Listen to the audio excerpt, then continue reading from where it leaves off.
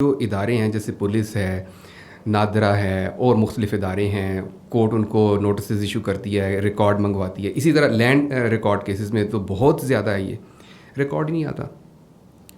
ठीक है, गवर्नमेंट की मतलब अब ये सारे तो एग्जीक्यूटिव के अंडर आते हैं, इंतज़ामिया के अंडर आती हैं ये चीज़ें।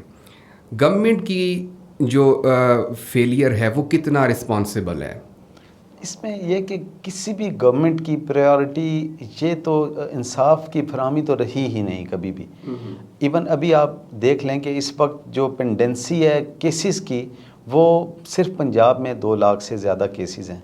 सिमिलरली ऑनरेबल सुप्रीम कोर्ट में 16,000 से ज़्यादा केसेस हैं और उसमें डिस्पोजल होता है पर ईयर क्या 2,000 1,500, इस दफ़ा 4,000 के करीब 2022-23 में जो है वो डिस्पोजल, लेकिन उतने ही दोबारा नए केसेस वहाँ पे आ जाते हैं।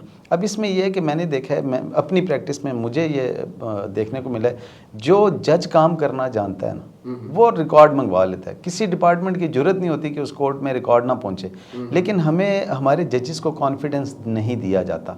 मैंने देखा जो लैक ऑफ कॉन्फिडेंस है बहुत सारे जजेस में कि वो कोई भी कोर्सिव मेजर्स अडॉप्ट नहीं करते। अब मैंने देखा जिस कोर्ट को, जिस जज को अपने इख्तियारात का पता है और अपने इख्तियारात को वो प्रॉपर यूज़ करता है, उसमें किसी डिपार्टमेंट की तरफ से डिले का तो सोचते ही नहीं लोग, क्योंकि वहाँ पे कोर्सिव मेजर्स वो अडॉप्ट करते हैं। लेकिन कोर्सिव मेजर्स अडॉप्ट क्यों नहीं करते कि ऊपर जो कोर्ट्स बैठी हैं उनको इतने लिमिटेड इख्तियार दिए गए हैं, वहाँ से इंस्ट्रक्शंस आ जाती हैं, वहाँ से उनको शोकाज नोटिस आ जाते हैं। इसलिए जो लोअर जुडिशरी है उनके पास इख्तियारात हैं भी, लेकिन वो अपने इस्तेमाल उनको लिबरली इस्तेमाल नहीं कर सकते।